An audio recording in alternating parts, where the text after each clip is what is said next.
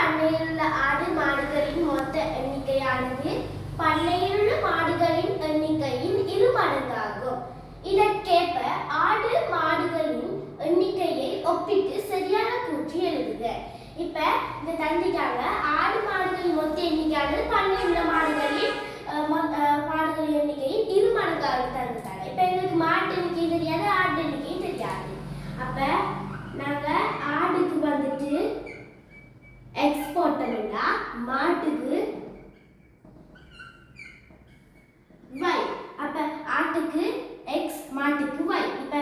இப்ப நாங்க இது இங்க தந்திக்காங்க மாடுகள் 2 மடங்காக தந்ததால நாங்க எக்ஸ் ஐ y கூட்டணும். எக்ஸ் சக y சமன் இப்ப எக்ஸ் ஐ y கூட்டணும். கூட்டினா 2y.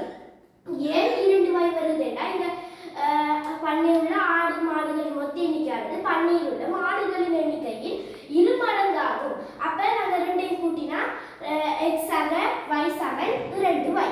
இப்ப இங்க இருக்கிற சக y வந்துட்டு இந்த சமன்பாட்டுல சக y வந்துட்டு சமனுக்கு மறுபக்கம் செல்லும் போது சய y ஆக மாறும். அப்ப x சமன் 2y சய y. அப்ப 2y ல இருந்து y கழிச்சோம்னா y. அப்ப நாங்க x ட பெருமானம் சமன் x சமன் y. இங்க இருக்கிற ஆட்டுக்கு நாங்க கொடுத்தது x, மாட்டுக்கு கொடுத்தது y.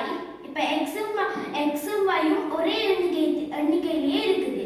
அப்ப இதற்கான விடை பண்ணையில் உள்ள ஆடு மாடுகளின் எண்ணிக்கை சமமாகும்.